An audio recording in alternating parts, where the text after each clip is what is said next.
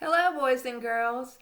Our reading lesson for today is to read a book, and then we're going to talk about the who, the characters, the where, the setting, and what happened, the major events. The book that I'm going to read today is Caps for Sale. I really think you're going to enjoy this book.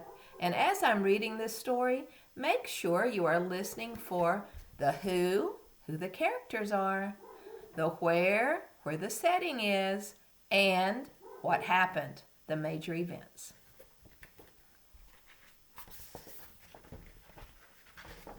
Caps for Sale.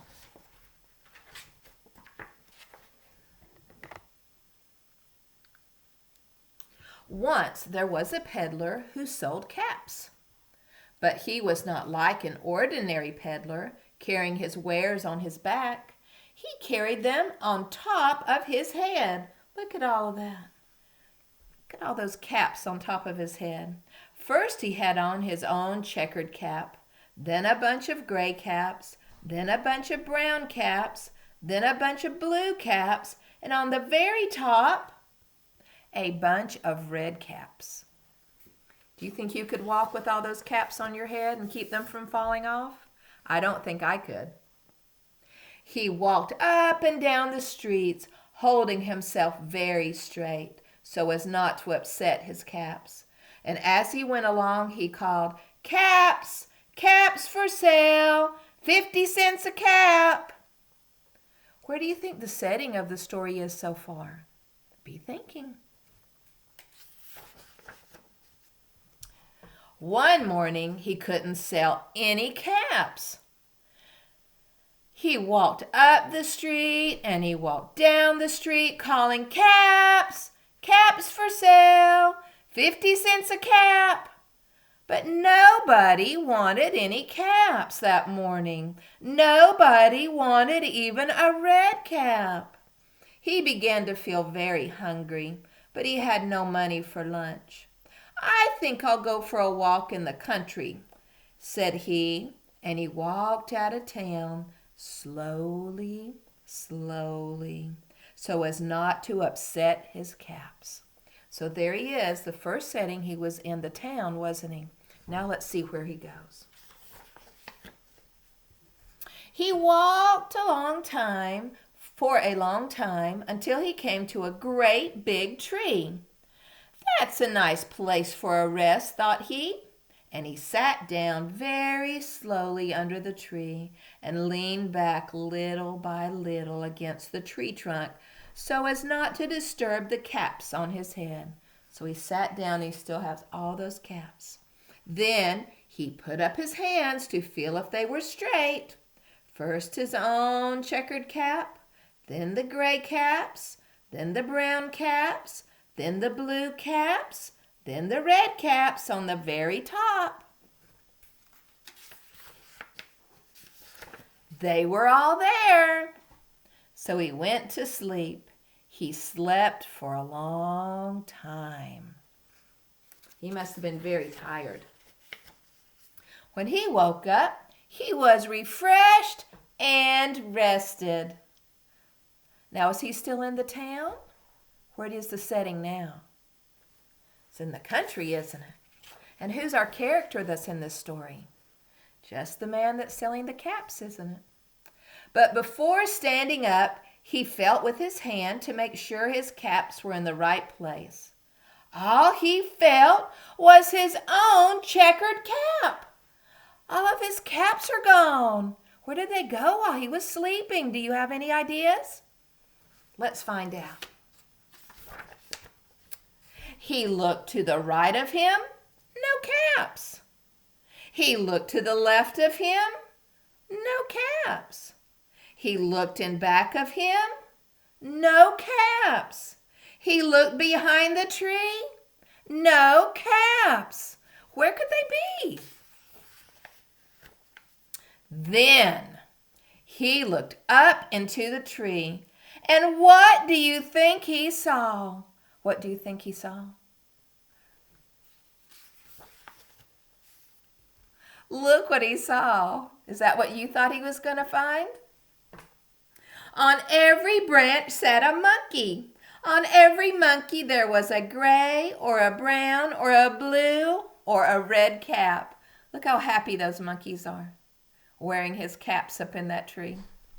I wonder how he's going to get those caps back. The peddler looked at the monkeys. The monkeys looked at the peddler. He didn't know what to do. Finally, he spoke to them. Do you think the monkeys are going to understand what he's saying? Let's see if they do. You monkeys, you, he said, shaking his finger at them. You give me back my caps. But the monkeys only shook their fingers back at him and said, tis, tis, tis. So I don't think they're going to give them back, do you? This made the peddler angry, and he shook both his hands at them and said, You monkeys, you give me back my caps. But the monkeys only shook both their hands back at him and said, Tss, tss, tss. Oh, the monkeys are doing everything the man's doing, aren't they? Now he felt quite angry. He stomped his foot and he said, You monkeys, you better give me back my caps. But the monkeys only stomped their feet back at him and said, Tss, tss, tss. They're still doing everything he's doing, aren't they? By this time, the peddler was really very, very angry. He stamped both his feet and shouted, You monkeys, you must give me back my caps. But the monkeys only stamped both their feet back at him and said, Tss, tss, tss. They're still doing everything he's doing. At last, he became so angry that he pulled off his own cap and he threw it to the ground and he began to walk away. What do you think those monkeys are going to do? They've been doing everything he's been doing. Do you think they're going to throw their caps down? Let's see. There they are. But then each monkey pulled off his cap, and all the gray caps and all the brown caps and all the blue caps and all the red caps came flying down out of the tree. He didn't even have to worry about that. All the monkeys copied him again and threw their caps down. So the peddler picked up his caps and put them back on his head. First his own checkered hat, then the gray caps, then the brown caps, then the blue caps, then the red caps on the very top. So there he is. He's getting ready to put all of his caps back on his head. And slowly, slowly, he walked back into town calling, Caps! Caps for sale! 50 cents a cap! There he goes. He's leaving the country and going back to town, isn't he? And that's the end of my story. So now we're going to talk about the who. That was our characters. So we know the peddler who was selling his caps. He's one of the characters. Were there any other characters in the story? Yes, there were. All those monkeys, they were characters too, weren't they? So that was our who. Now we're going to talk about the where. Where were the settings of our story? When it started out, he was in town. So that was one of the settings. Where was he when all the monkeys got his caps? He was in the country, wasn't he? So that's the other setting. So we had the town and the country. Now let's talk about the what happened. Well, what happened in this story? Well, first we know the man was trying to sell his caps, but nobody was buying them. So he decided to go to the country. And when he'd walked a long way, he sat under a tree and then went to sleep.